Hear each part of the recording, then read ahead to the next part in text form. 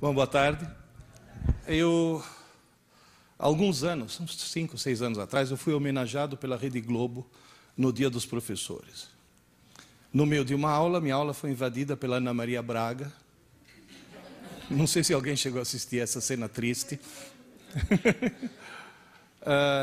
E hoje, eu me sinto homenageado por ter sido convidado para conversar com vocês no Dia do Professor. E essa homenagem de hoje, para mim, é 1000 vezes mais importante do que a da Globo, com certeza absoluta. Eu comecei a dar aula com 18 anos. Tenho 65. Quando completei 60, fiquei muito feliz. Porque eu descobri que o Estatuto do Idoso prevalece sobre o da criança e do adolescente. Agora eu posso bater nos alunos, que não me acontece nada. É um sonho que eu acalentei durante toda a minha carreira. Mas, de qualquer forma, eu juntei, acho que um bocado de experiência. Eu gostaria de passar um pouco dessa experiência para vocês.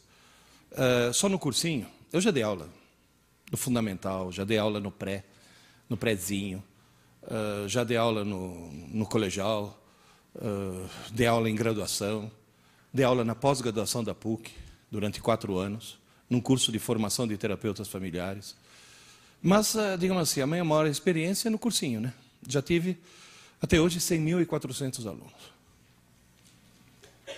100.400 provas vivas de que o sistema educacional brasileiro tem problemas seríssimos. Porque se não tivesse, não teria cursinho. Eu me sinto no cursinho, falo isso até no meu livro, como se eu fosse um médico que trabalha numa UTI especializada em atender vítimas de erros médicos. Ou seja, eu trabalho numa UTI educacional especializada em atender vítimas de erros educacionais.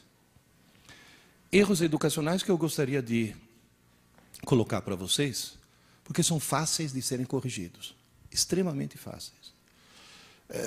Quando eu dava aula na PUC, para os terapeutas familiares, eu dava aula de teoria dos sistemas, né? Mostrar que a família é um sistema. Eu sempre dizia para eles, se você está perdendo o jogo, não mude os jogadores. Mude as regras do jogo. Se o sistema educacional brasileiro está doente, não precisa mudar os professores. Não precisa mudar os alunos e não precisa mudar as famílias. Tem que mudar as regras do jogo. Nós estamos jogando o jogo segundo as regras erradas. Partindo, inclusive, de princípios ou antiquados ou completamente equivocados. Quando eu falo antiquado, tem gente que já imagina, fala, esse cara não gosta de computador. Tem alguém aqui que ouve nos fins de semana o meu programa na Rádio Eldorado? Qual é o tema?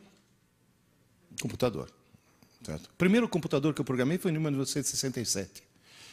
Aliás, a primeira vez que foi publicado numa revista brasileira a listagem de um software pedagógico fui eu que fiz. Eu adoro o computador, usado de forma inteligente.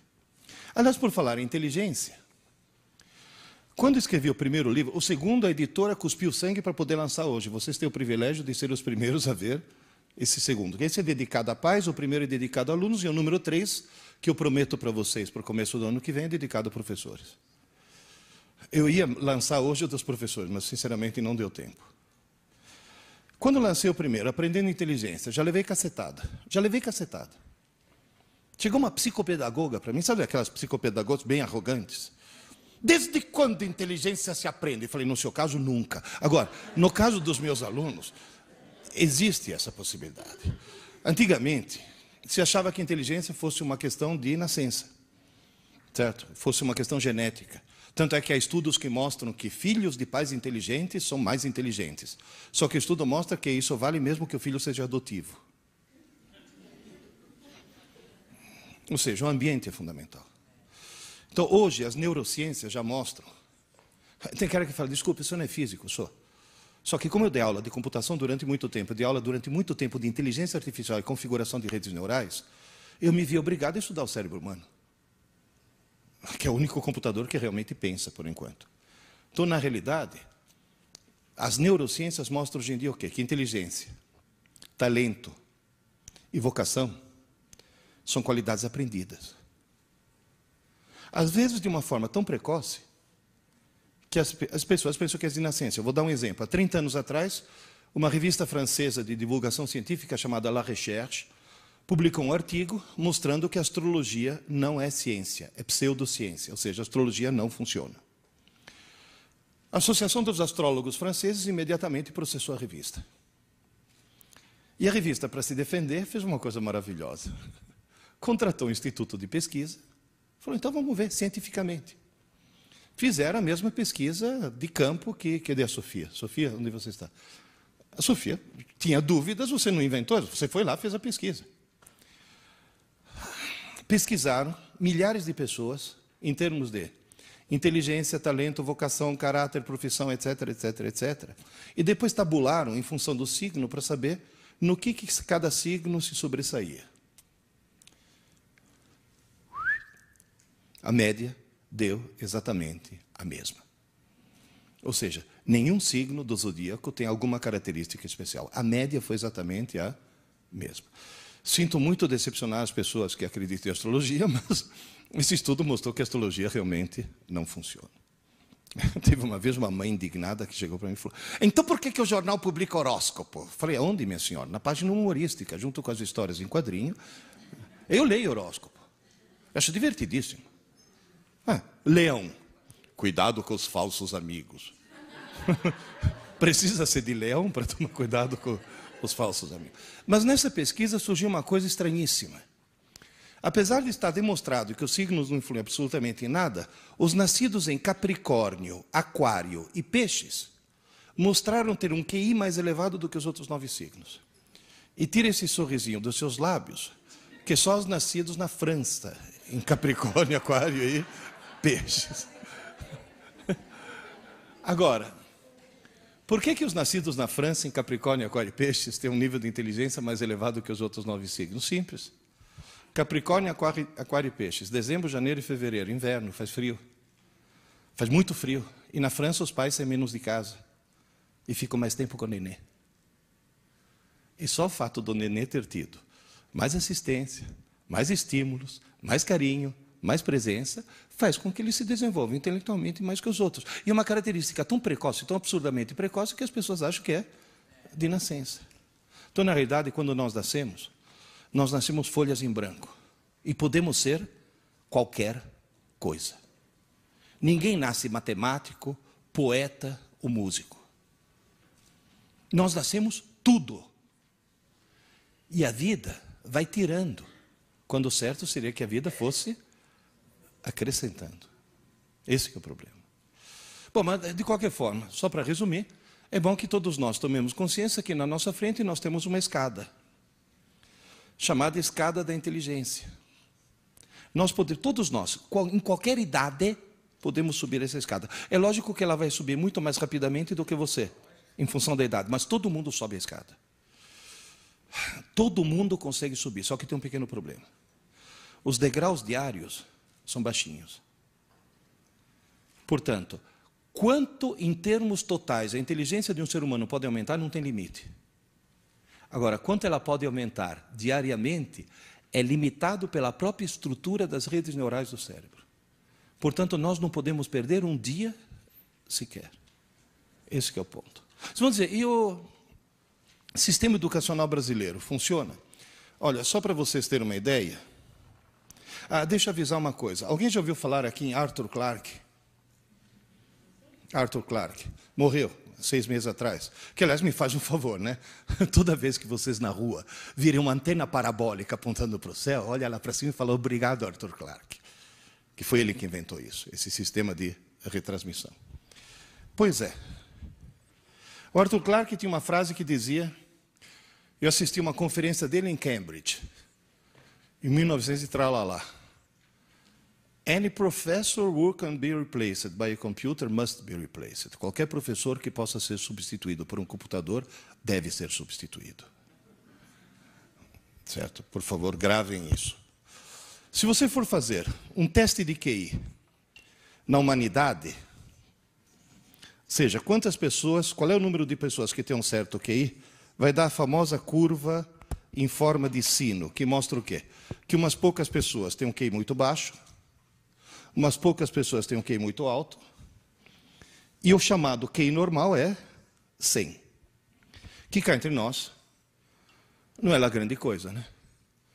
Porque quem tem um QI 100 está acima de metade da população, mas está abaixo da outra metade.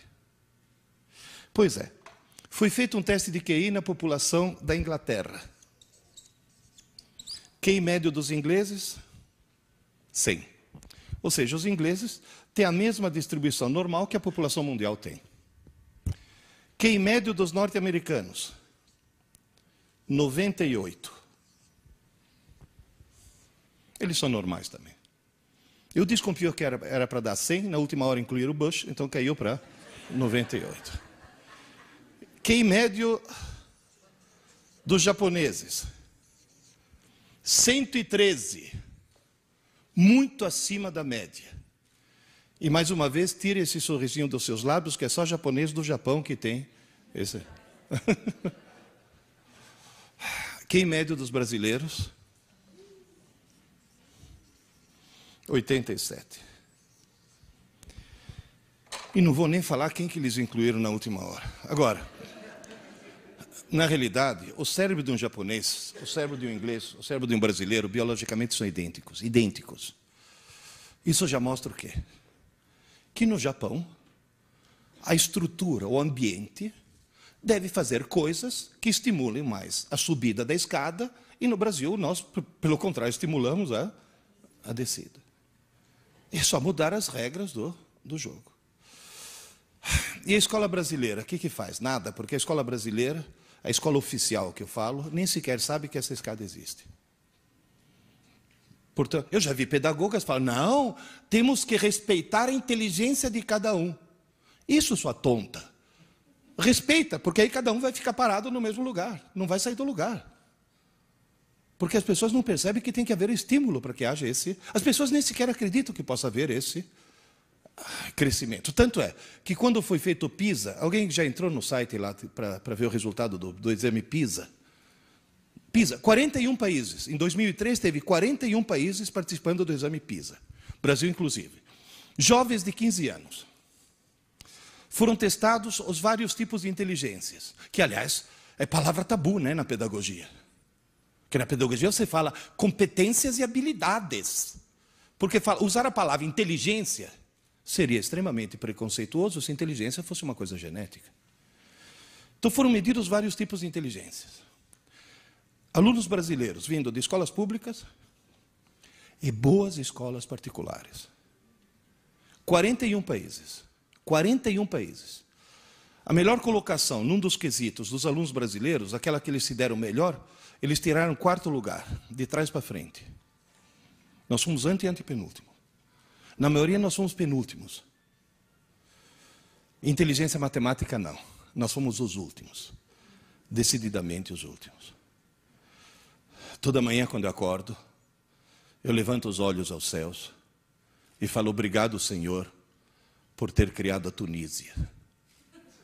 Muito obrigado por fazer a Tunísia existir. Porque se não fosse a Tunísia, nós seríamos o pior sistema educacional do mundo. Então vamos fazer uma coisa? Vocês, nós, eu inclusive, somos os piores professores do mundo? Não. Os nossos alunos são os alunos mais burros do mundo? Não. Os pais dos nossos alunos? Bom, aí já... Agora, o que está errado são as regras do jogo. E a cultura, né? Por exemplo, quem é que está muito acima do Brasil? Os hermanos. Pero lo que hacen los argentinos, porque están tan arriba de nosotros? Simples. Por que tem muita gente chegando atrasado? Porque o trânsito de São Paulo é horrível.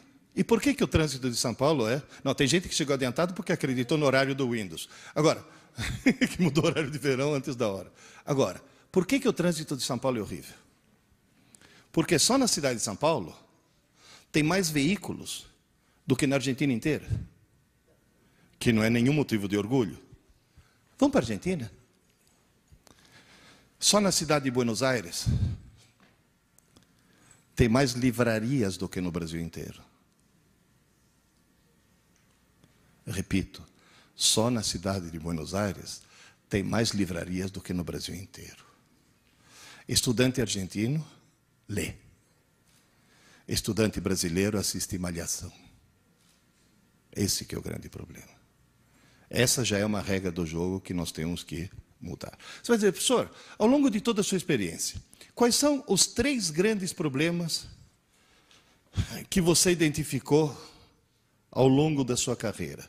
Por que a escola brasileira hoje não funciona direito?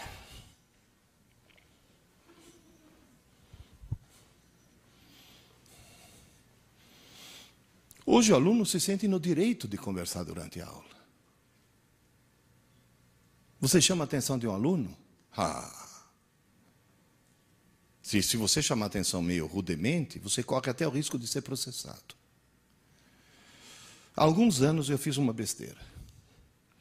Aqui perto abriram um colégio novo. E um amigo meu falou, Pierre, abriu um colégio novo, eu sou diretor, você vai ser um dos nossos professores. Eu falei, desculpe, não tenho tempo. Você vai dar aula um ano só para dar o pontapé inicial. Eu falei, desculpe, não tenho tempo.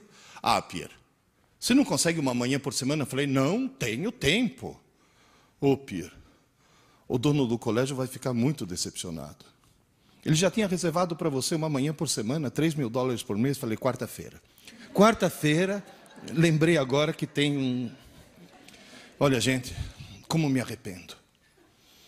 Sabe, eu ia dirigindo para essa escola, pensando assim, há 65 milhões de anos, um pequeno cometa, não era nem muito grande, caiu no México, conseguiu extinguir todos os dinossauros. Não podia cair uma pedrinha nesse colégio para extinguir esses desgraçados, para não ter que dar aula para esses caras. Porque vocês vão dizer, no cursinho não tem problema. No cursinho eu tenho salas de 200 alunos, nunca precisei botar um aluno para fora de sala. É lógico. Eles perceberam que jogaram na lata do lixo 7 anos de escola, estão tentando recuperar em 10 meses. Esse que é o problema. Você imagina, no meio de uma aula, ter que parar a aula e falar, vocês duas aí, dá para parar? Sabe o que eu escutei? Professor, a gente estava só conversando. Falar, como só conversando, sua pequena imbecil? Quem falou que durante uma aula você pode conversar? Professor, o senhor está estressado. Não é essa a reação? No meio de uma aula, eu estou dando aula de física, estava todo mundo prestando atenção. Falei, Deus existe, né? E de repente, olha, assim, tem uma menina lá no fundo assim. Falei, filha, se liga, vai, presta atenção você também. Professor, hoje não dá, estou na fossa. Falei, você está o quê? Professor, estou na fossa, meu namorado me largou. Falei, fez bem. Fez bem, porque se teu namorado não tivesse largado, você corria o risco de casar com ele, ter filhos e propagar o gene da estupidez gerações afora. Porque alguém que assiste aula assim não pode se reproduzir. Você vai poluir o pool genético da humanidade. Alguém que assiste aula assim tem que chamar o veterinário e mandar castrar. Essa foi... Acabou de... Está quentinho da gráfica ainda, né? Esse é o lançamento de hoje. Queridas e queridos, restabelecer a autoridade e o prestígio do professor, isso é fundamental. E o estudo mostra exatamente isso. O professor volta a ter autoridade, o professor volta a ter prestígio, o sistema educacional vai continuar sendo a porcaria que é. É simples. Levanta a mão quem se lembra de quando criança, ficar de pé quando o professor entrava na sala. Como dizia Osmar Santos, por que parou? Parou por quê? Qual foi a gênia da educação que chegou à conclusão que não está mais na moda levantar? Porque é um sinal de respeito. Vocês sabem por que eu dou aula? Hoje é lógico que é o dia do professor, mas eu só dou aula de avental. Por quê? Você já viu o padre rezar missa de bermuda? Não, né? Tem que haver aquele mínimo de cerimonial na aula. Tem que dizer quem é que é o professor, quem é que é o aluno. Tem que resgatar esse tipo de coisa. Eu sempre digo, exagerando um pouco, obviamente, que a escola vai voltar a ser uma boa escola quando o professor puder voltar a chamar o aluno de idiota. Sem ser processado.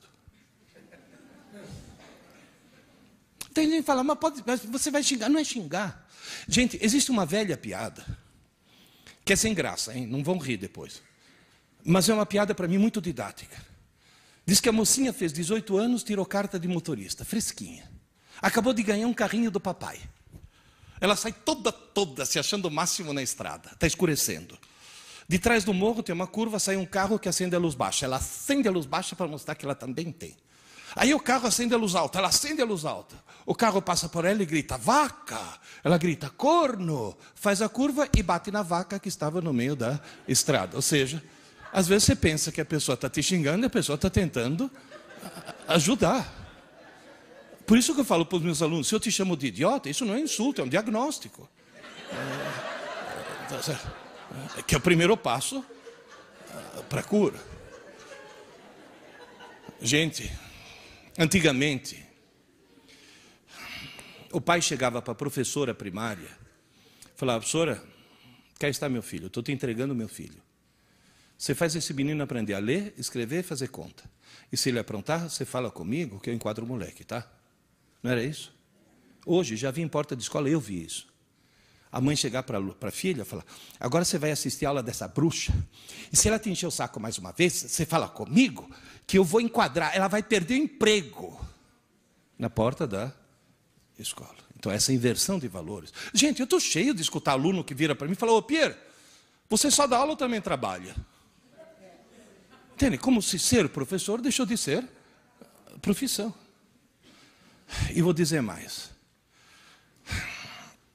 Agora vamos falar em termos trabalhistas. Professor, ganha bem ou ganha mal?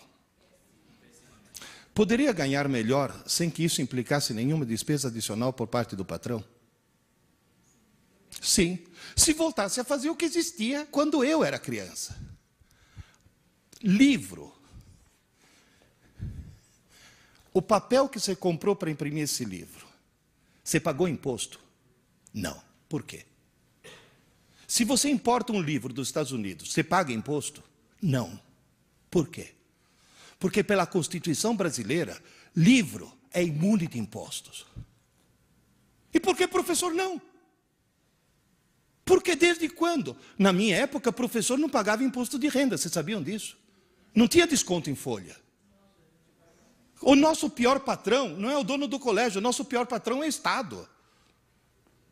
O que nós pagamos de impostos é um absurdo. Se a gente voltasse a ser imune, se livro é imune, por que professor não? Por maior razão, professor deveria ser imune. Próxima campanha do sindicato. Não, estou falando sério.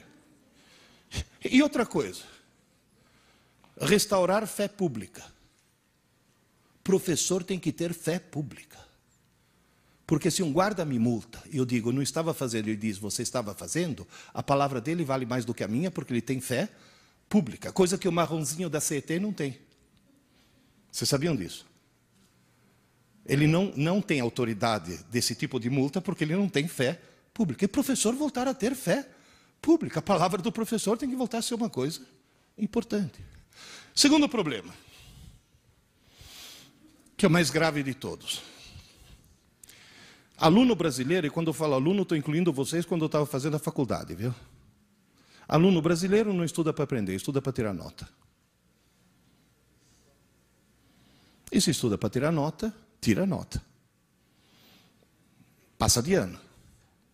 E consegue um diploma. Só não consegue aprender.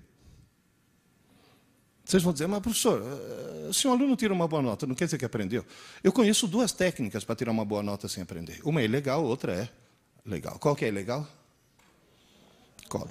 Vocês sabiam que numa faculdade, se pegar um aluno de mais de 18 anos colando, teoricamente o professor teria que ir na delegacia fazer um BO? Então vou dar um conselho para todos vocês. Pegou um aluno teu colando, tirar a prova e dar zero não é castigo. É obrigar o ladrão a devolver o fruto do roubo. Pegou um aluno teu colando, chama a família.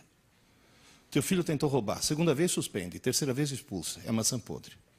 Porque se deixar alguém nessa idade colar, quando crescer vira o quê? Senador. Tá certo? Nós temos que cortar o mal pela raiz. Olha, o ACM lá, o Antônio Carlos Magalhães, na hora que foi ver o resultado, eu não estava colando. Qual é a segunda técnica para tirar uma boa nota sem aprender? E sem colar. A escola marca uma prova na quinta-feira pela manhã. Quando é que um aluno normal começa a estudar? Na quarta-feira não é normal. É alguém que tem visão a longo prazo. E um aluno que planeja o futuro. É o chamado aluno lungimirante. Quarta-feira ele fala, mãe, me acorda meia hora mais cedo. Ou na própria quinta-feira. Professora, posso estudar na sua aula que eu tenho prova na aula seguinte? Vocês já ouviram frases assim?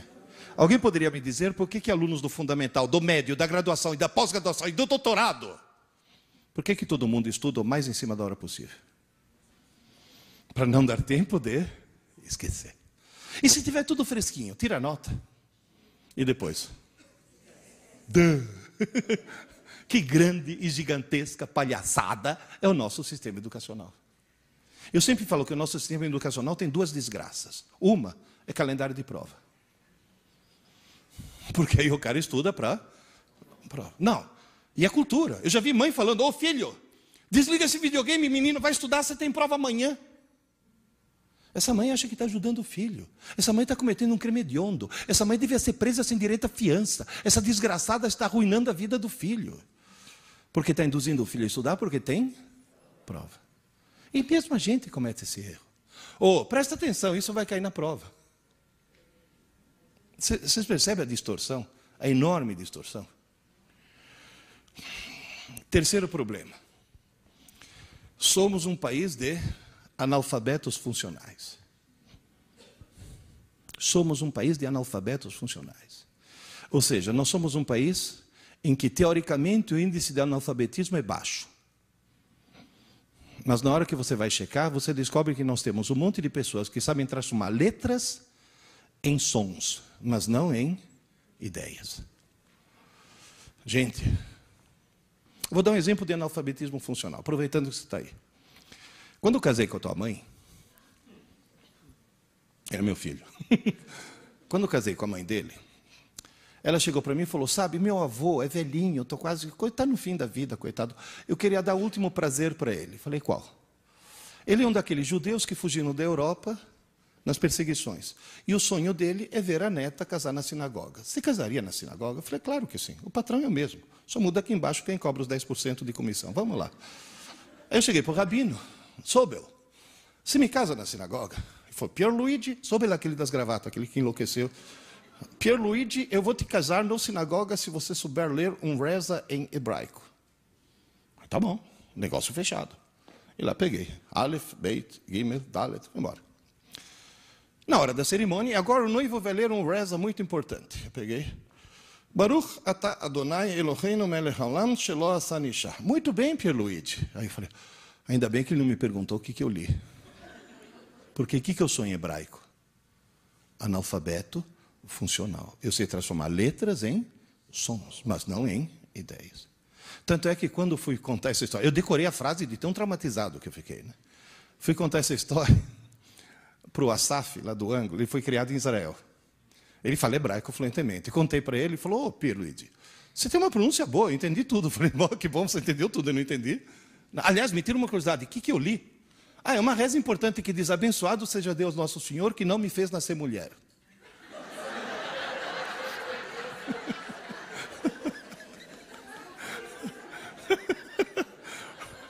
Bom, mas para mim está sendo útil.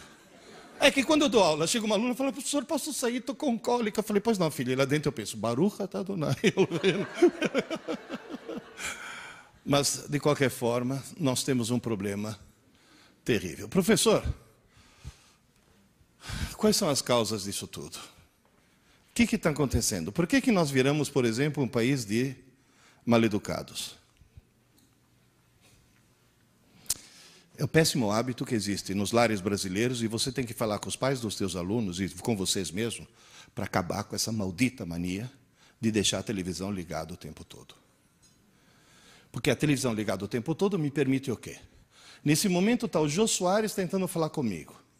Eu dou as costas para ele e começo a conversar com você sobre um assunto completamente diferente. E nós dois estaríamos sendo extremamente mal educados se ele estivesse aqui em carne e osso. Mas como ele está numa TV, virou o quê? Um zum, zum, zum. O brasileiro se acostumou a ter um zum, zum, zum no fundo. É o zum, zum, zum o tempo todo. Onde quer que você vá, tem um televisor ligado. Zum, zum, zum, zum, zum, zum, zum, zum. Outro dia eu fui fazer uma palestra na FIAP, auditório no 8º andar. Peguei o elevador. O que tinha dentro do elevador? Televisor. Com propaganda das Casas Bahia. É o zum, zum, zum o tempo todo. Quando a Rede Globo não transmitia 24 horas por dia, aquele chiado da madrugada, sabe aquele chuvisco? Tinha 10 pontos no Ibope. A televisão ligada o tempo todo. Você deixa na tua casa, na cozinha, o liquidificador ligado o tempo todo? Não, de repente dá vontade de fazer uma vitamina, já está ligado. Quer dizer, então a televisão, o estado normal de um televisor é desligado. Vocês estão rindo? Entrei na internet, www.thinkgeek.com, $8,99. Você está rindo, né, Sofia? É o controle remoto ninja. Desliga qualquer televisor do mundo. Esse daqui do restaurante aqui do lado, só consegui emudecer ele, mas se eu tivesse ficado mais um pouco, eu tinha conseguido desligar. Eu estou no hotel, tomando meu café da manhã, alguém tentando me vender o carnê do baú da felicidade. Ah, não. Não, e o gozado é a reação dos outros hóspedes. Eles não percebem que o televisor foi desligado, mas percebem que sumiu o quê? O zum, zum, zum. Aquele zum, zum, zum de fundo. Outro dia, eu moro numa chácara, pedi para o meu caseiro me ajudar a fazer compra no Carrefour, que era muita coisa. No meio das compras, bateu fome. Eu fui comer um sanduíche com ele, enquanto nós dois sentamos com o nosso sanduíche refrigerante, e na parede, obviamente, tinha a Globo, né? Eu peguei o ninja aí. Aí o Marcelo começou a rir muito. Eu falei, Marcelo, você nunca viu isso? Foi isso daqui eu já vi. Eu nunca vi isso. Eu olhei do lado, tinha um cara com um sanduíche já mordido, olhando para a TV apagada assim. Gente, imóvel. Aí eu peguei o ninja, liguei a TV de novo, ele voltou a comer. Gente, o cara deu um pause na vida. Tirou zum, zum, zum, parou de viver. Voltou zum, zum, zum, voltou a viver. Então posso pedir um favor? Hoje, quando você chegar em casa, começa por vocês. Desliga a TV. Está ligada? Desliga. Ai, não posso mais assistir TV. Claro, mas liga na hora que você quer. E depois desliga quando termina o teu programa. Ai, hoje é o último capítulo de Dupla Face, ou coisa desse tipo. Tá bom. Aqui, ó, não tinha uma novela assim? É? Duas Caras, isso. Oh. Sim, é mesmo. O conceito é o mesmo, vai. Agora o que é? A predileta, a preferida, a favorita. Hoje é o último capítulo. Que horas começa? Às 9. Que horas termina? Às 10. Liga a TV às 9 e desligue às 10.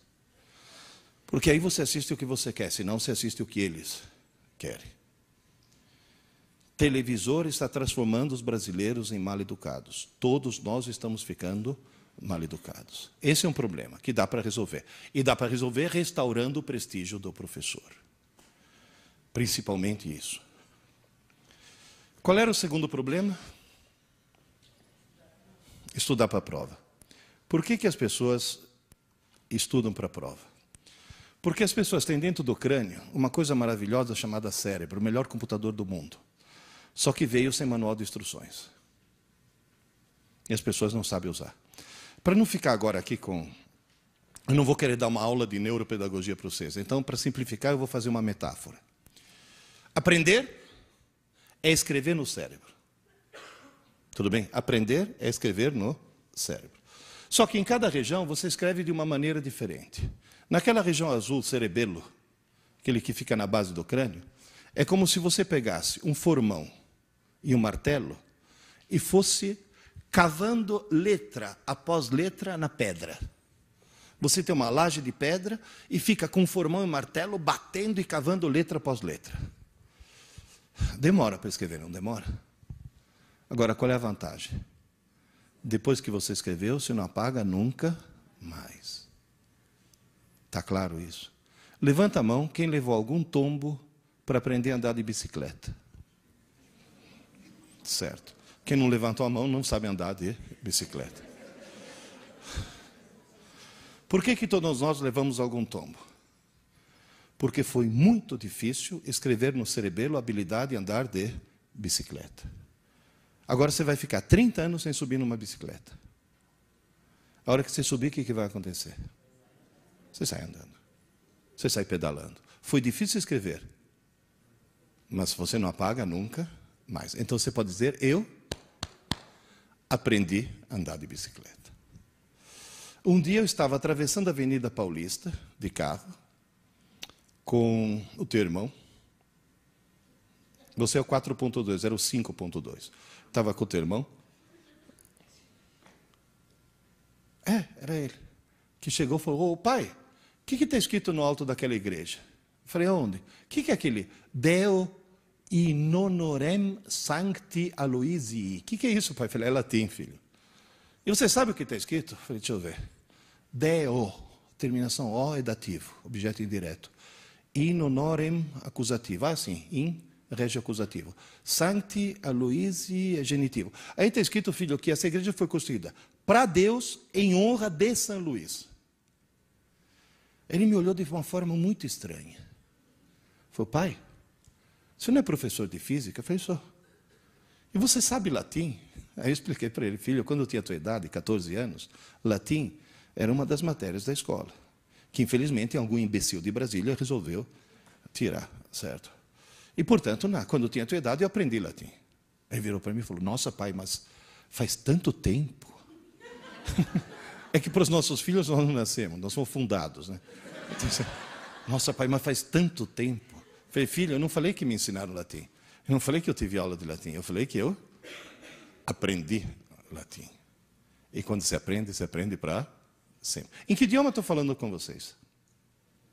Português. Eu aprendi a falar português com 12 anos. Eu tenho 65 e estou falando português até hoje. Moral da história, eu aprendi a falar português. Aprendi a aprender para sempre. Então, na realidade, escrever no cerebelo é onde você escreve a psicomotricidade e você aprende para sempre. Deixa eu fazer uma experiência com vocês. Só um instantinho. É que eu vou precisar das duas mãos. Será que eu consigo pôr aqui? Segura para mim, só um segundo. Todos vocês, por favor, levantem a mão direita. Mais para cá. A direita é de lá, hein? Sim, porque já vi gente descobrir assim. Aqui está, é a direita. Vocês nunca viram isso? O senhor vira a direita. Levanta a mão direita, segura o nariz. Com a direita. Eu estou usando a esquerda porque eu sou espelho, né? Agora, com a outra mão, segura a orelha. Conseguiram? Agora, bate assim. Agora, levanta a mão esquerda. Segura o nariz. Com a outra mão, segura a orelha. Bate. Vocês entenderam? Então, levanta a direita, segura o nariz e segura a orelha.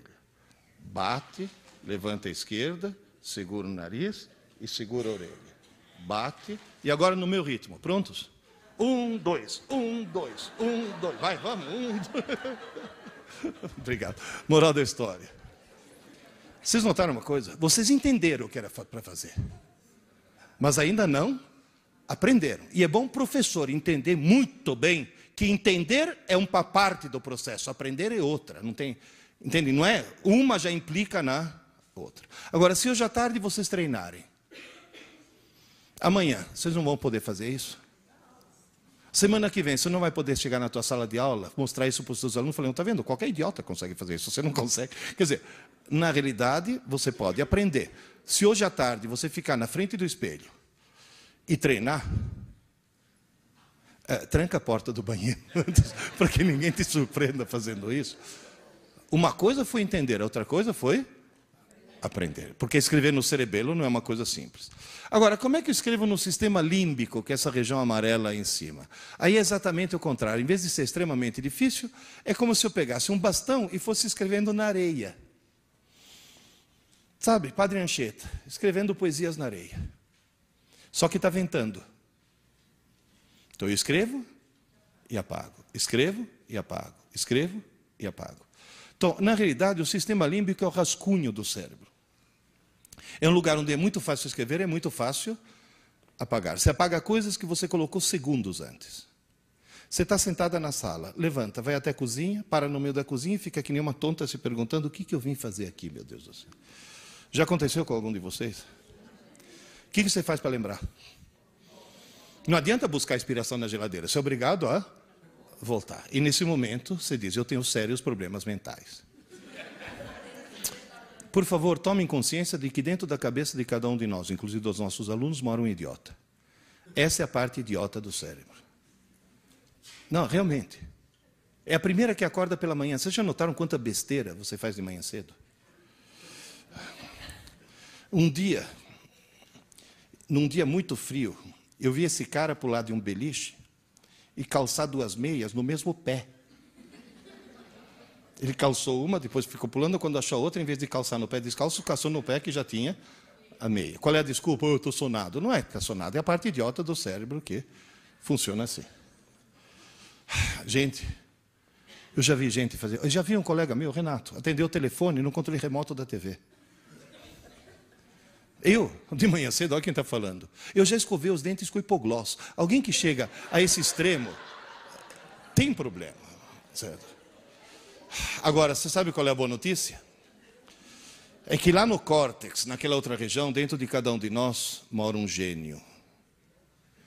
Mas mora um gênio mesmo. Só para vocês terem uma ideia, quando eu dava aula de inteligência artificial na engenharia da computação, nós fizemos um cálculo.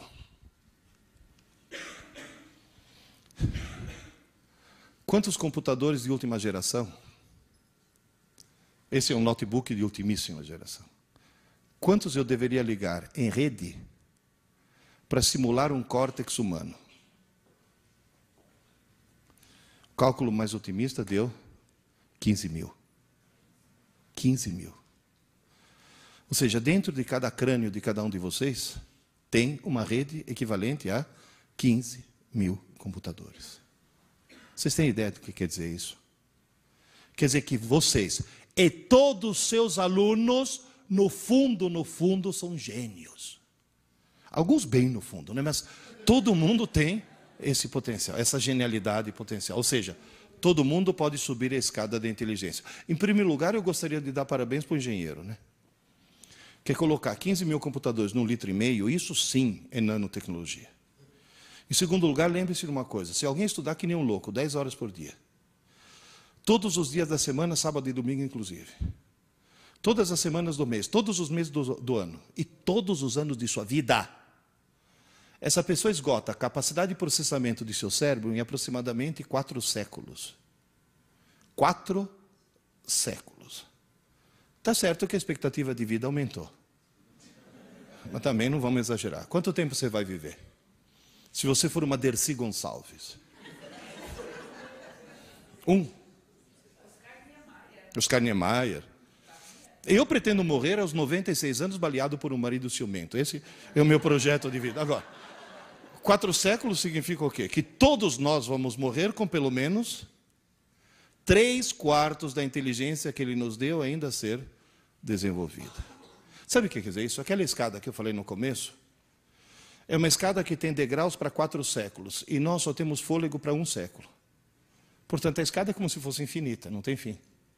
Porém, insisto, os degraus são baixinhos. Professor, escrever no idiota é fácil? É, mas apagar também é fácil. Escrever no gênio é difícil? É, mas apagar também é difícil. É a mesma coisa que o cerebelo. Escrever no gênio você não esquece nunca mais. Agora vem a pergunta que vale $1,5 milhão. Por que $1,5 milhão? Porque se eu for na porta da ASUS e falar, eu quero comprar 15 mil desses por atacado, eles vão vender a $100 cada um. $100 vezes 15 mil dá $1,5 milhão. Dentro da cabeça de cada um de nós tem um patrimônio de $1,5 milhão. Quando você trabalha, o salário que você ganha não é salário, é leasing. É o aluguel de um equipamento que custa $1,5 milhão. E você vai dizer, por que tem salários tão diferentes? Porque quem está alugando depende de que degrau ele está. Se for alguém que se preocupa em subir a escada, o leasing vai ser cada vez mais alto. Agora, vem a pergunta de $1,5 milhão. Prontos? Na hora que seus alunos, do fundamental, do médio, da graduação, da pós-graduação, estudam mais em cima da hora possível para fazer uma prova, estão colocando as informações no idiota ou no gênio? No idiota. Esse é o câncer da escola brasileira.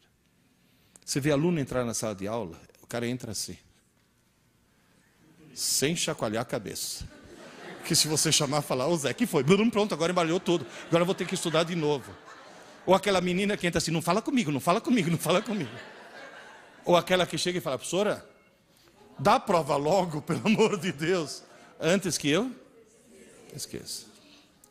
Posso dizer uma coisa? Vocês entenderam a farsa que é o sistema educacional brasileiro? É uma farsa. Nós estamos brincando, é brincadeira isso. Tem que mudar as regras do jogo. Vocês vão dizer, professor, então me explica aí, como é que a gente escreve no Gênio? Aí que está, no Gênio você não escreve, você copia. Como assim? Posso voltar para a minha analogia de escrever na areia? No cerebelo é escrever na pedra. No sistema límbico é escrever na areia.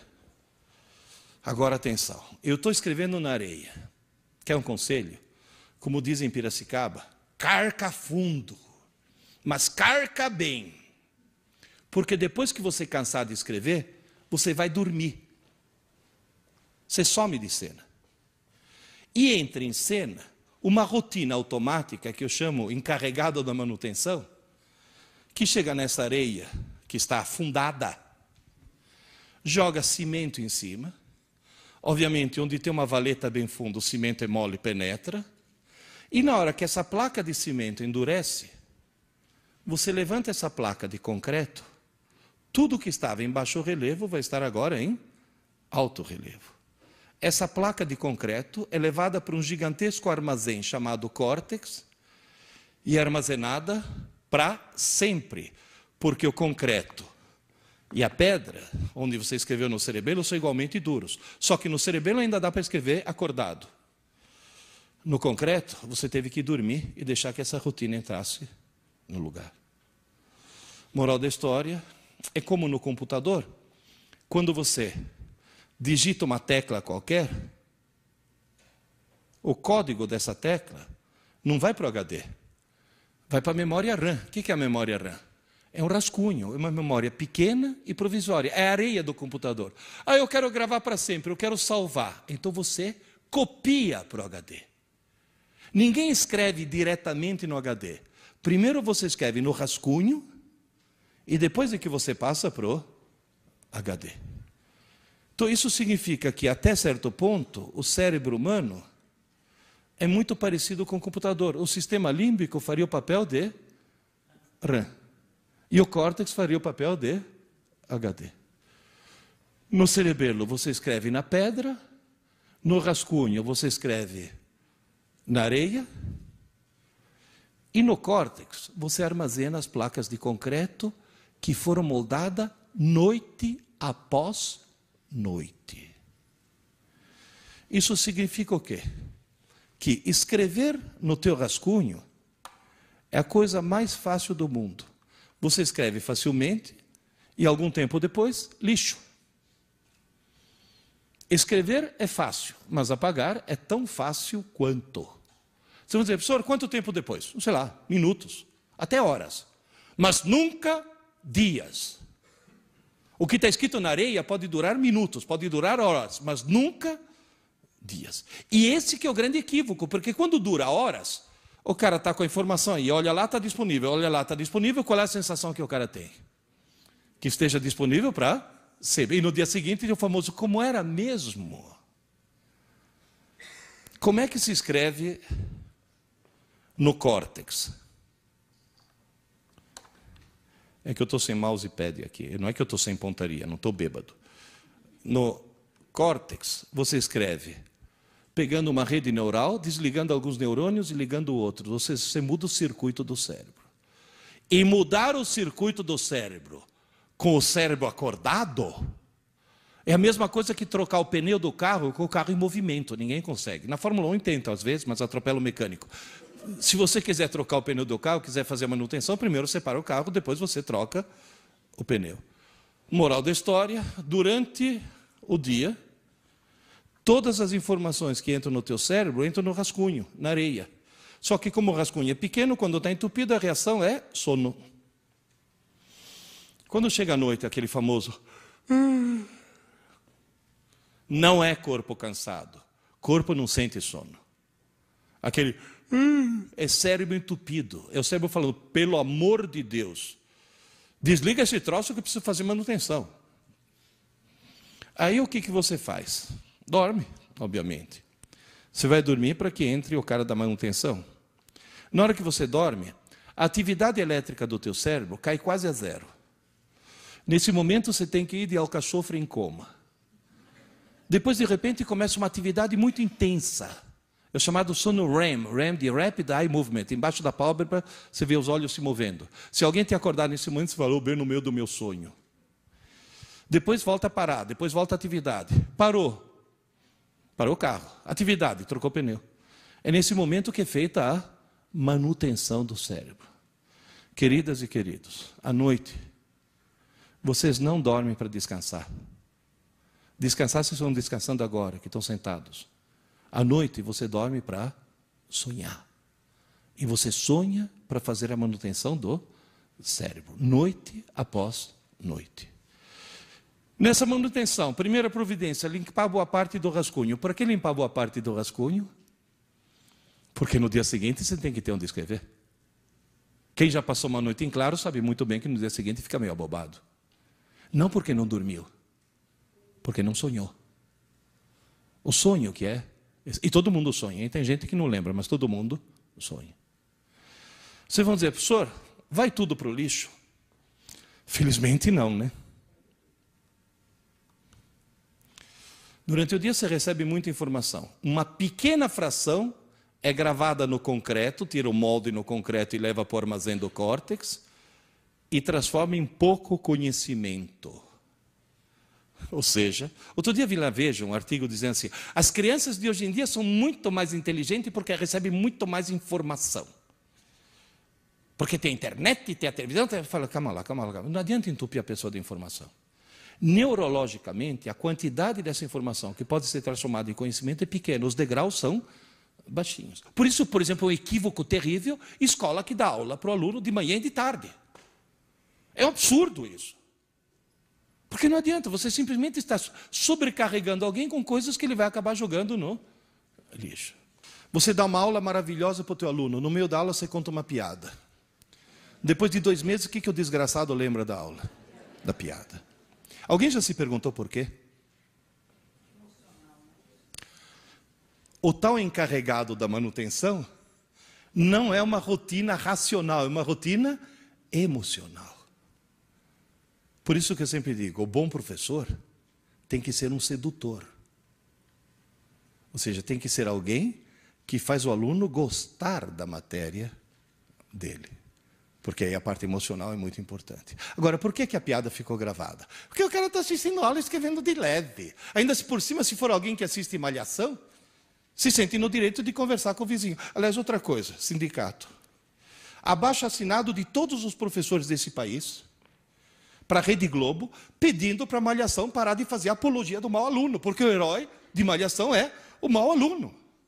O exemplo que eles dão de herói, de cara bacana, de cara popular, é o mau aluno. Essa é outra coisa terrível. Mas o cara está escrevendo de leve. De repente alguém conta uma piada. Afunda. Depois volta a escrever de leve. Quando chega a noite, a placa de concreto é ilegível. O cara escreveu de leve. Mas a única coisa que foi afundada foi a piada. Tanto é que tem muito professor que, infelizmente, ao descobrir que a rotina é emocional, e ao partir do princípio que nem toda emoção é positiva, usa aquela velha técnica com a qual eu discordo. Né? Comigo ninguém passa! E o cara, coitado, está afundando. Que eu sou contrário a esse tipo de coisa. Né? O professor, apavorante. Eu parto do princípio que existem 2 maneiras de fazer um burro andar com uma cenoura. O ideal é pôr a cenoura na frente. Agora, voltando aqui ao nosso problema. Como é que eu faço para que hoje à noite, até as aulas, sejam gravadas na memória permanente? Agora eu vou contar uma historinha para vocês. Por favor, não tomem isso como marketing, mas é uma realidade que eu vivi durante quase 40 anos. Há 60 anos atrás, 4 engenheiros 4 engenheiros. Simão Feigenbaum, professor de Química, já falecido. Carlos Marmo, professor de Desenho, já falecido. Abraão Bloch, professor de Matemática, aposentado pela Universidade de Haifa, em Israel, está morando em Israel agora. E Emílio Gabriades, professor de Física, que está todo dia lá no ângulo, dirigindo o ângulo ainda. Esses 4 gênios, montaram um grupinho de aulas particulares para preparar alunos para entrar na escola politécnica. Só que eles davam aula tão geniais que o grupinho foi crescendo, virou uma sala, e nesse momento se criou uma coisa, sem querer criar uma coisa chamada cursinho. Não tinham lugar onde ficar, alugaram uma sala no Colégio Anglo-Latino da Aclimação, que não tem nada a ver com ângulo. Mas ficaram conhecidos como aqueles 4 lá do ângulo. Aí o nome ângulo pegou e acabou virando a marca. Muito bem. O que esses 4 gênios descobriram? Que se eles dessem 4 aulas geniais pela manhã, no dia seguinte, as aulas já tinham ido parar no lixo. Não adiantava a aula ser a melhor do mundo. Não adiantava nada. Por isso que insisto, não adianta melhorar a aula. A mudança da regra do jogo não está aí. Mas eles descobriram, na base da tentativa e erro, porque nenhum deles tinha a menor ideia de neurociências, na base da tentativa e erro, o que eles descobriram? Que aquelas aulas que foram dadas pela manhã, de tarde, no mesmo dia, antes que se passe uma noite de sono, fossem reforçadas por exercícios de aplicação,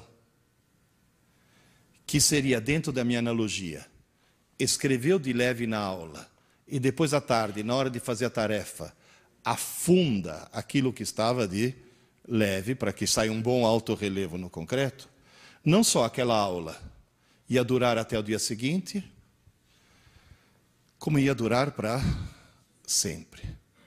Levanta a mão aqui quem foi meu aluno. Se lembra qual é o lema do ângulo? Aula dada, aula estudada. No mesmo dia, antes que se passe uma noite de sono. Aula dada, aula estudada. Só que, muito tempo depois, para ficar mais óbvio e mais explícito, eu acrescentei a 5ª palavra. Aula dada, aula estudada. Hoje. Antes que se passe uma noite de sono. Então, dentro das mudanças da regra do jogo que eu estou pedindo aos professores.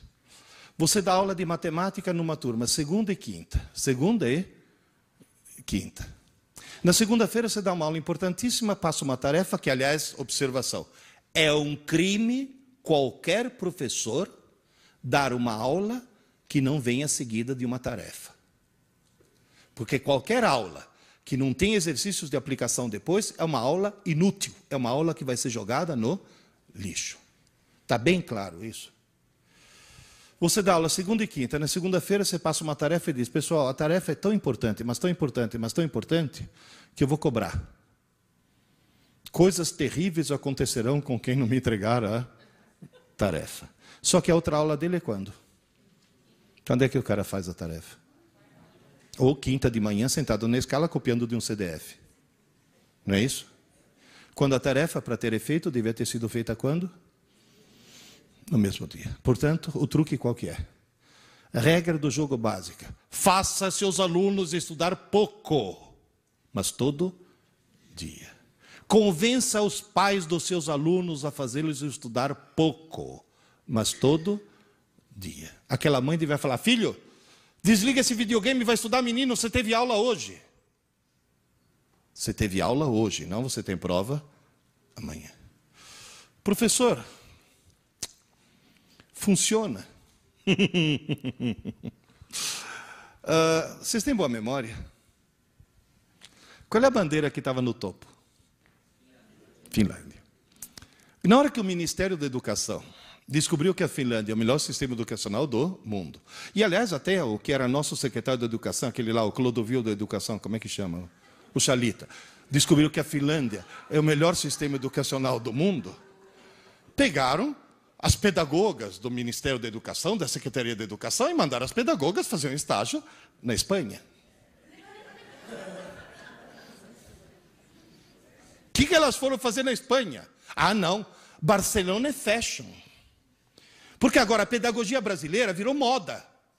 Porque, não, Montessori não, filha, Montessori saiu da moda. Agora é Piaget. Daqui a pouco Piaget? Não, Piaget era outra estação, agora é construtivismo. Agora vai para Barcelona lá, que é o top do top.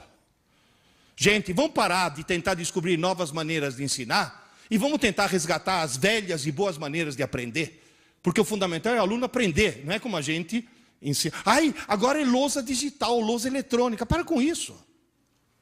Para com isso. Dê teu aluno quando está sozinho. Porque é o momento em que ele está sozinho que funciona.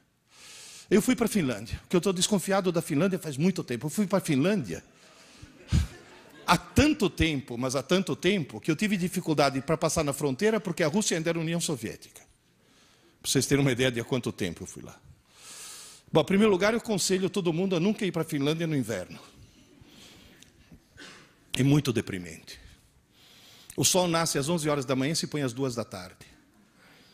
Você imaginou coisa mais deprimente que isso? 10h30 da manhã é noite. 11 horas nasce um pálido sol que faz... pronto, 2 horas já. Tanto é que o índice de suicídio deles é enorme. Depressão. Eles bebem, mas bebem. Eu cheguei para um conhecido meu finlandês e falei, mas por que você bebe tanto? Ele falou, não, eu jamais bebo de dia. Que grande esforço que você faz. A Finlândia é um país extremamente feminista. Todas as mulheres finlandesas trabalham. A multinacional finlandesa mais bem-sucedida é a Nokia. Quem que colocou a Nokia como líder mundial em celulares? Seu presidente. Quem é seu presidente? Uma mulher. Todas as mulheres finlandesas trabalham. O parlamento finlandês tem 40% de mulheres.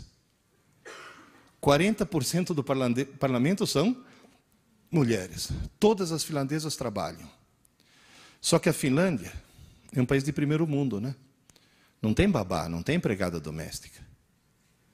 Portanto, todas as escolas finlandesas são período integral. Porém, só tem aula pela manhã.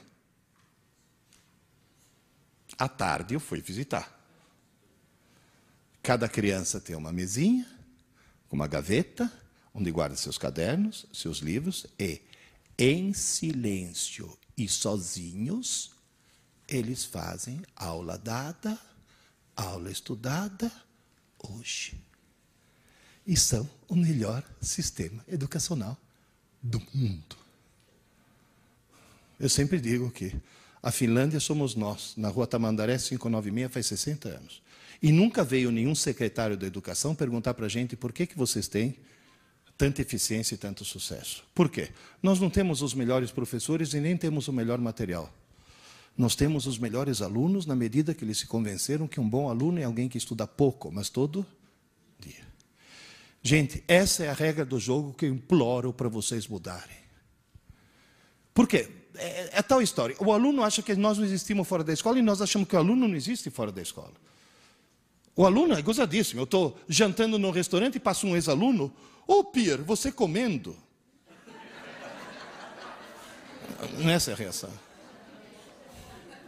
O chato é quando o ex-aluno é caixa do motel, né? E a pergunta é a mesma. Agora, na realidade, assim como eles acham que a gente não existe fora da escola, a gente acha que eles não existem fora da escola. Portanto, o pedido que eu vou fazer para vocês, por favor, virem 180 graus. Virem 180 graus. Parem de se preocupar em melhorar a aula. A aula já está boa. Vocês dão boas aulas. Só que vocês dão boas aulas inúteis. Porque aquela boa aula depois vai parar no lixo. Vira 180 graus. Não vai fazer que nem aquela loira da TV que virou 360 graus. Né? Ela falou, minha vida mudou, virei 360 graus, que voltou ao mesmo ponto. Quer dizer, moral da história, vira 180 graus e tenta imaginar teu aluno em casa.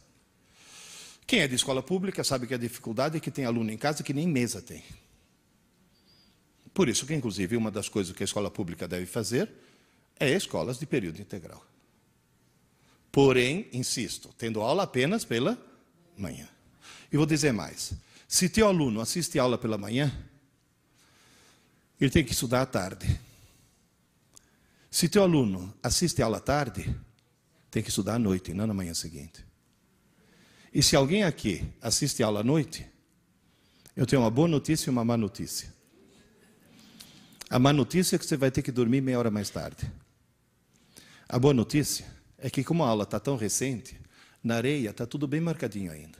Portanto, aquela meia hora de estudo é mais do que suficiente. Mas tem que ser antes que se passe uma noite de sono. Com isso, o que vai acontecer? Número 1, não precisa mais falar para o aluno não estudar para a prova. Ele sozinho vai descobrir que não precisa mais estudar para a prova. Número 2, ele vai perceber que nunca mais ele vai esquecer as coisas. Tem aulas que eu dei para você que você lembra até hoje. E faz pouco tempo, né? Foi há 30 quilos atrás. Você lembra como eu era magrinho? Terceira surpresa. O QI aumenta. O QI aumenta. Ele fica mais inteligente. Agora, como é que ele pode descer a escada da inteligência? Bom, em primeiro lugar, continuando a fazer o que ele faz até hoje. Lembrar sempre o seguinte, existe o momento da aula e muito tempo depois existe o momento da prova. Aluno inteligente estuda o mais perto possível da aula. Aluno desorientado estuda o mais perto possível da prova. Agora eu vou fazer mais uma pergunta de $1,5 milhão. Prontos? Qual vocês acham que é a porcentagem de alunos brasileiros que se encaixa nesse esquema aqui? 99%. Portanto, vamos fazer uma coisa? Vamos fazer nossos alunos virar 1%. E aí, a coisa vai crescendo. Porque, inclusive, lembre-se de uma coisa. Os nossos alunos, conforme você estava comentando, vão entrar no mercado de trabalho que tem cada vez mais gente e cada vez menos necessidade de mão de obra. Quanto bancário foi para o olho da rua por causa da internet e do caixa eletrônico? Outro dia eu fui dar aula magna na Unisa Digital. Para quem que eu dei aula? Para 2 câmeras e uma antena parabólica. E a aula foi retransmitida para 52 universidades.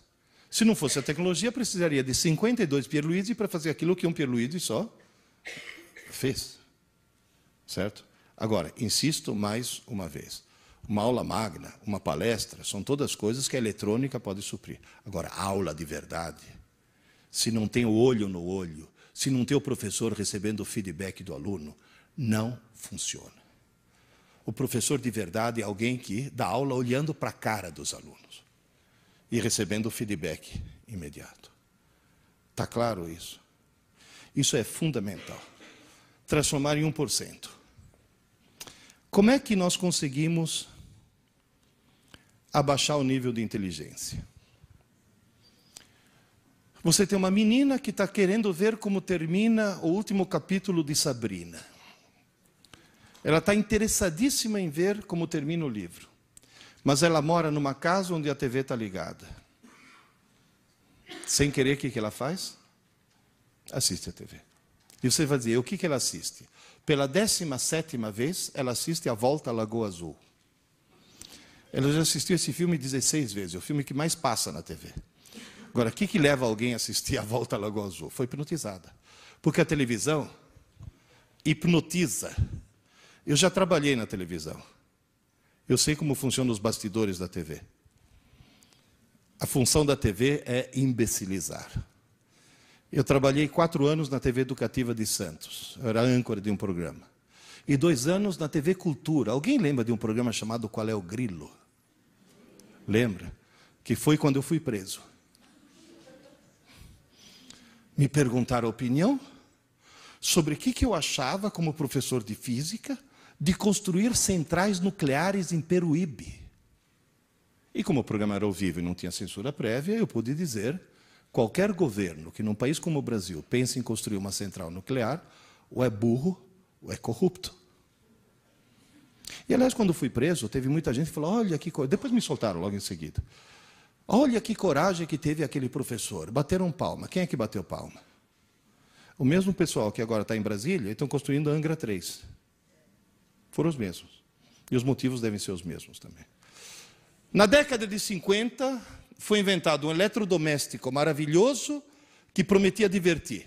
E na Alemanha inventaram um remédio maravilhoso, aquele lá em cima, que prometia fazer as mulheres grávidas não sentir enjoo. O pessoal comprou a TV e se divertiu. As mulheres grávidas compraram o remédio e não sentiram enjoo. Só que esse remédio chama talidomida. E as crianças começaram a nascer sem braço, sem perna, sem olho, assim, com grandes problemas. Até hoje existem hospitais no mundo que abrigam as vítimas da talidomida. E a televisão virou a talidomida do século XXI. Por quê? Olha, gente, posso dizer uma coisa? Eu recebo centenas de e-mails, no meu programa de rádio, que é um programa de informática. 20% dos meus ouvintes têm mais de 60 anos. O que mostra que a escada todo mundo sobe. 20% dos meus ouvintes são deficientes visuais. São cegos que trabalham no computador e, obviamente, trabalham pelo som e não pela imagem. 20% dos meus ouvintes são pessoas que não têm computador, não querem ter computador, mas querem ouvir dois amigos conversando, que é uma coisa que faz falta hoje em dia. E o resto é o resto do público. Quem é que manda as dúvidas mais inteligentes? Os cegos. Você vai dizer, mas por quê? Cegueira aumenta o QI?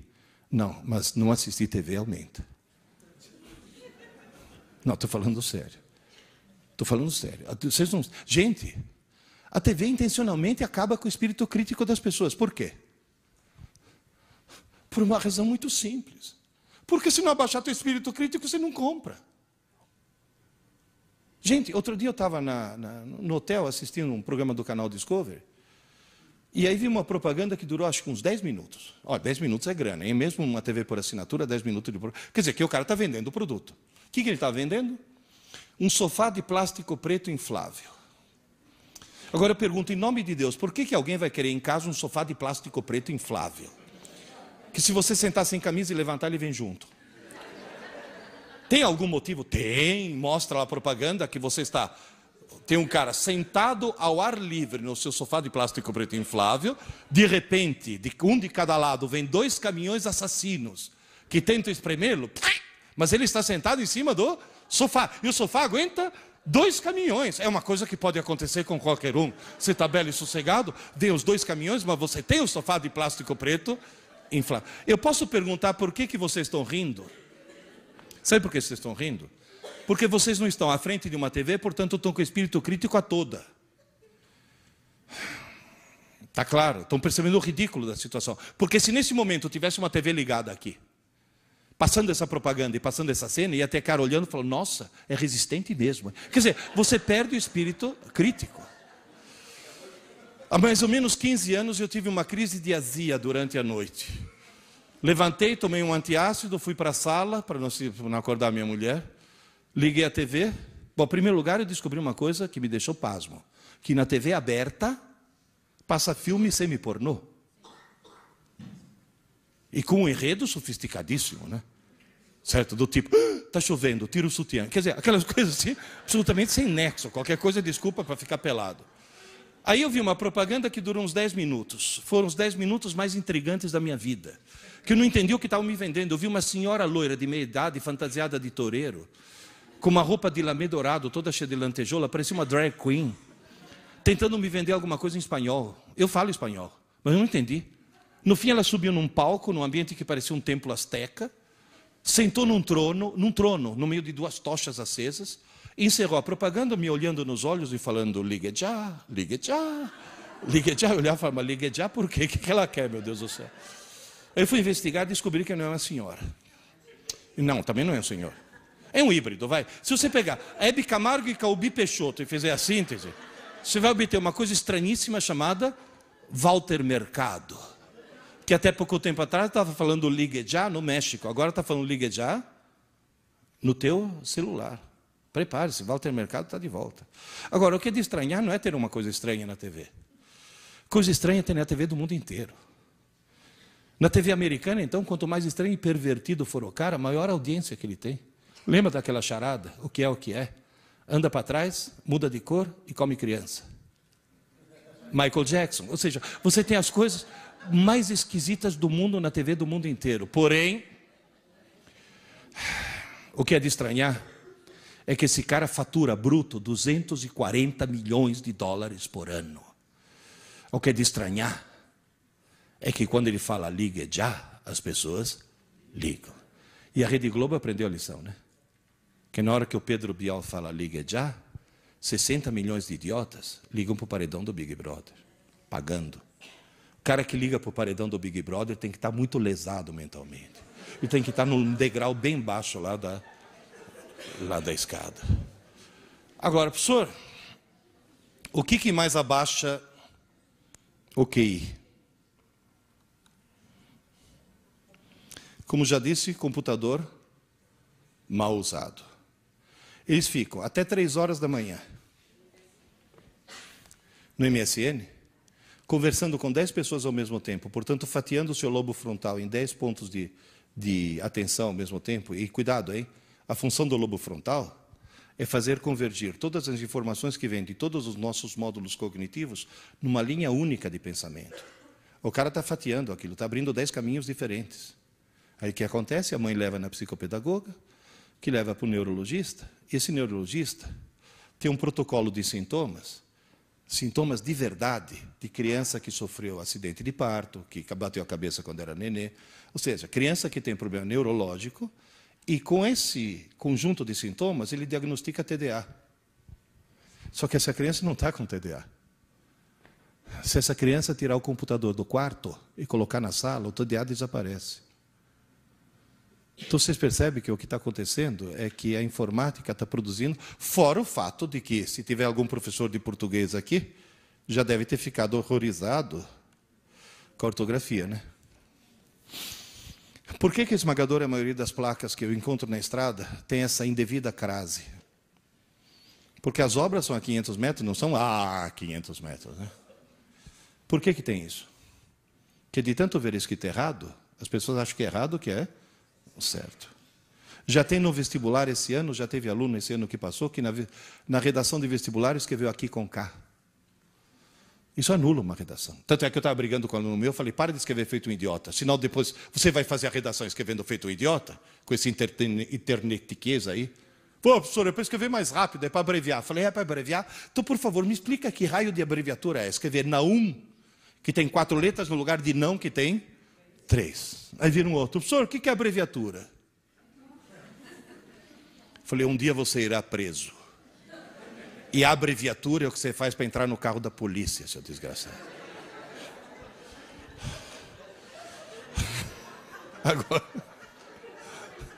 Agora, gente, última notícia mais grave.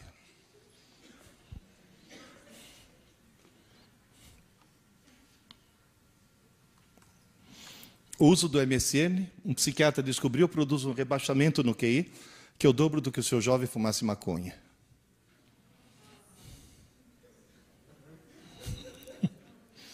Eu já tive aluno que falou, professor, vou vender o computador e comprar maconha. Eu falei, não, seu desgraçado. As duas coisas são igualmente ruins. Professor, e outra coisa, fone de ouvido, além de ensurdecer, e quando usado de um lado só, produzir labirintite, o uso constante de fone de ouvido, um pesquisador japonês descobriu que tira do jovem a capacidade de articular a fala de forma coerente.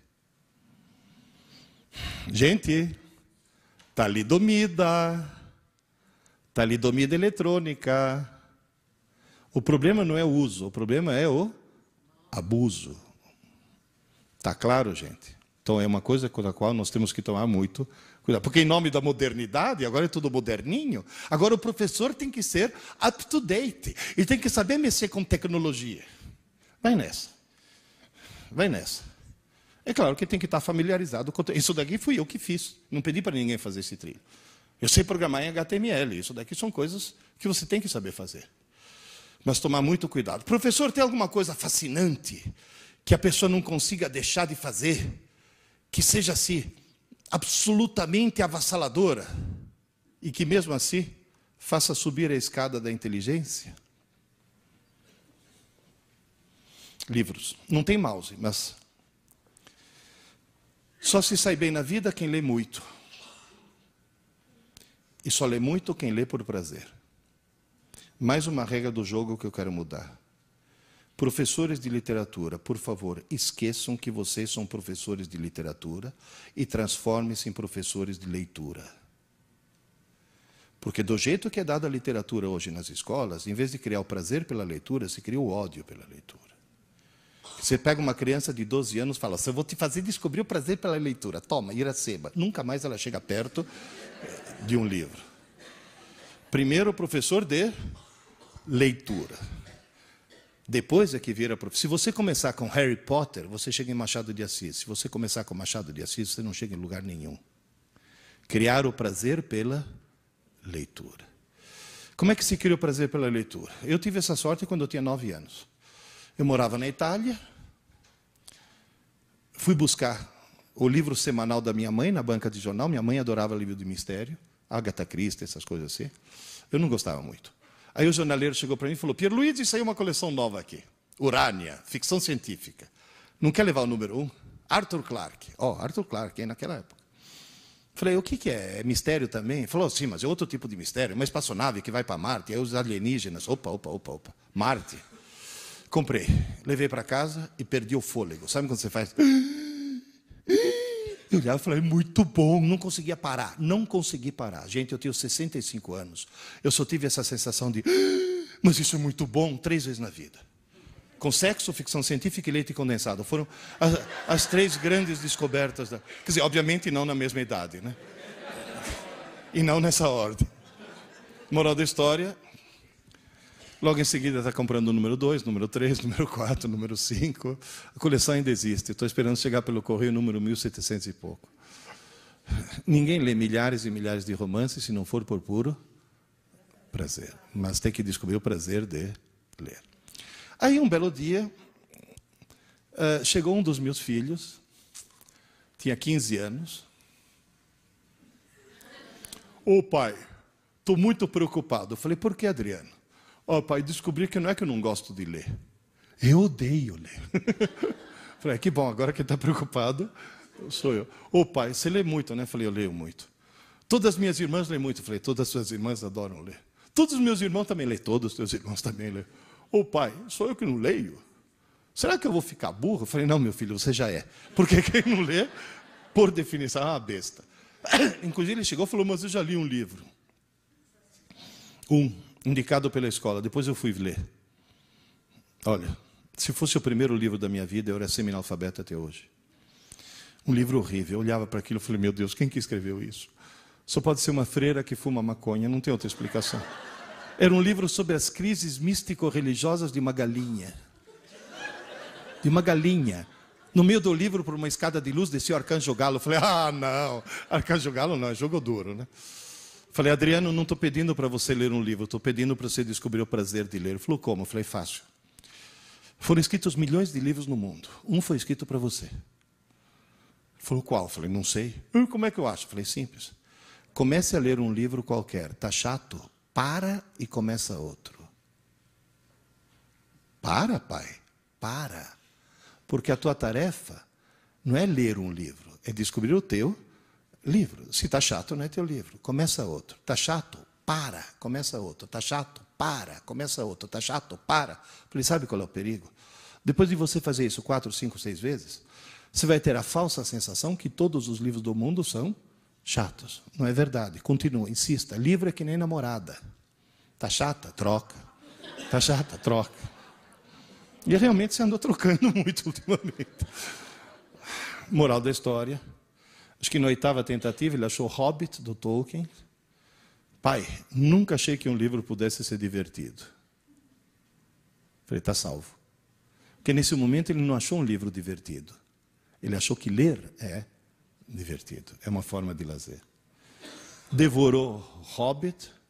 Pai, a história continua. Eu falei, sim, O Senhor dos Anéis. Pai, compra para mim. Vocês imaginam a emoção de um pai que ouve seu filho semi-analfabeto pedir para comprar um livro? Entende? Foi uma... Achei. Olha, custei achar, sabe por quê? Porque nesse país abençoado por Deus, que tem menos livrarias do que na cidade de Buenos Aires, livro só fica na moda quando aparece o filme. Alguém já ouviu falar num filme intitulado Eu, Robô? Com Will Smith? Você sabe quando é que eu li esse livro, do Isaac Asimov? Faz 40 anos. 40 anos. E ninguém leu. Eu chegava para os meus colegas do ângulo, leia, Eu, Robô. Que isso? Autobiografia do Maluf? Não, é um livro de ficção fantástico, meu Deus do céu. Bom, moral da história. Ele devorou 1.200 páginas. Ô pai, tem mais alguma coisa no gênero? Falei, que tal a história do Rei Arthur, Mago Merlin, Cavaleiros da Távola Redonda? 4 volumes das Brumas de Avalon. Alguém leu aqui? Devorou. Pai, tem mais alguma coisa no gênero? Eu falei, Adriano, vamos mudar de gênero, senão daqui a pouco eu vira feiticeiro, né? Daqui a pouco eu vou ter um Gandalf andando de cajado pela casa, né? As Aventuras Completas de Sherlock Holmes, lembra desse? Tijolão desse tamanho, devorou. Bom, para encurtar a história, hoje, essa peça que está aqui, ele lê fluentemente em português, italiano, espanhol, francês, inglês, está começando alemão, pelo menos você foi para Frankfurt, serviu para alguma coisa. É formado em administração de empresas e virou diretor de uma editora. Tamanho amor que ele pegou pelos livros. Livro muda muito as pessoas, muda demais as pessoas. Uma professora de literatura de Santa Cruz do Rio Pardo chegou para mim e falou, ô professor, eu sou professora de literatura e adoro ler. Quase que eu falei, ainda bem, né, filha, você está na profissão certa. O nosso irmão é professor de... A minha irmã é professora de história e adora ler. E o nosso irmão não é professor, é uma besta. O cara não lia nem bula de remédio, professor. Além de tudo, desgraçado e corintiano. Mas aí minha irmã foi numa livraria e encontrou um livro intitulado Aventuras e Desaventuras do Timão. Diz que o corintiano era tão corintiano que, ao saber que o livro tratava do Corinthians, está salvo. Descobriu que o livro contava histórias do Coringão muito mais interessantes do que ligar uma TV e ficar ouvindo o abominável Milton das Neves. O camarada adorou aquele livro. Logo em seguida ele estava lendo a biografia do Rivelino, História das Copas do Mundo. Só que em Piracicaba tem um ditado que diz, se abrir a porteira, não passa um boi, passa a boiada. Ele começou a ler de tudo. Aí a irmã dele me contou, falou, professor, adivinha o que aconteceu 2 anos depois que minha irmã encontrou aquele abençoado livro? Falei, o que houve? O nosso irmão publicou um livro de poesias de autoria dele. Gente, um corintiano escrevendo poesias. Olha o milagre que um livro consegue fazer, uma coisa assim, quase que sobrenatural, uma coisa assim, fantástica.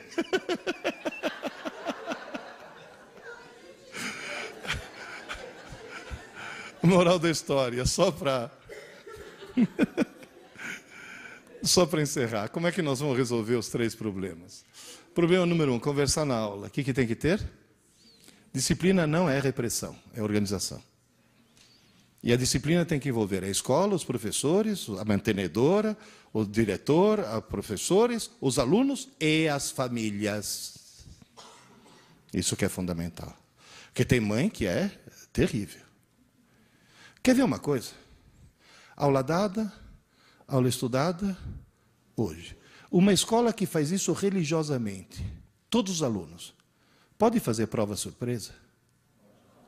Alguém se lembra aqui da cena do professor entrando na tua sala de aula e falando, arranca uma folha do caderno, guarda o material embaixo da carteira e vamos fazer uma provinha? Lembram disso? Tenta fazer isso hoje. No dia seguinte tem mãe de tijolo na mão. Coitado do meu filhinho, foi pego de surpresa, agora ele ficou traumatizado, agora ele vai ter que fazer terapia, senão ele fica hiperativo, com TDA e disléxico. Eu sempre falo que mãe na escola parece anão em campo de nudismo. Mete o nariz onde não deve. Ou seja, enquanto vocês não convencerem as famílias, não vai adiantar absolutamente nada.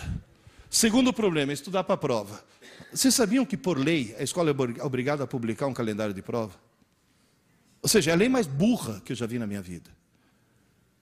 É burra essa lei. Estudar para a prova, o que você tem que convencer o aluno? Estudar pouco, mas todo dia. Terceiro problema, não ler livros. Lembre-se, por favor, de uma coisa. Você pode levar um cavalo até a água, você não pode obrigá-lo a beber. E se você enfiar a cara do cavalo no balde, não só ele não bebe, que nunca mais ele chega perto do balde. Portanto, pelo amor de Deus, professores, nunca obriguem um aluno a ler um livro. Pelo amor de Deus, não façam mais isso. Não escolham por ele. De gustibus et coloribus disputandum est.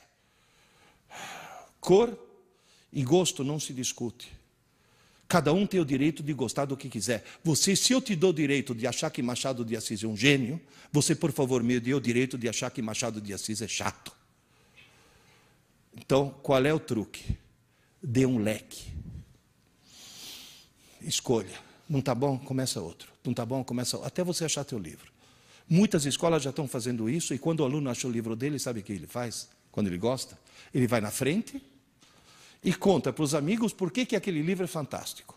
Quantos amigos ele convencer a ler o mesmo livro, maior é a nota dele. Ele ganha nota de marketing.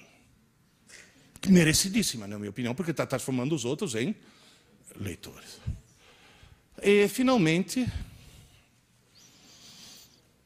esse é um velho ditado chinês que o meu desenhista resolveu transformar numa figura. Alguém lembra? Se você vir um homem com fome, não lhe dê um peixe, ensine-o a pescar. Nosso dever é ensinar nossos alunos a pescar. Aula é dar peixe. Mas o estudo solitário é quando ele está pescando.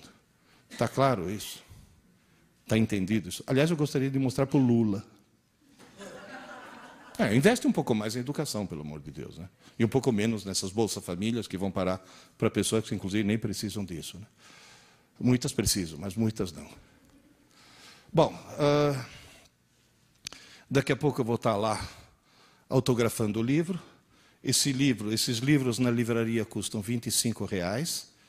Nas palestras costumam custar 20, mas o editor falou que para o professor tem desconto, então é só 15. E se você comprar nos próximos 10 minutos... Professor, liga já. Professor, só para encerrar. A gente sempre fala para os alunos a palavra errada, que eu acho que é errada. Estuda! Estuda! Se você tentar resumir tudo em uma única palavra, para subir a escada da inteligência, uma única palavra. Leia!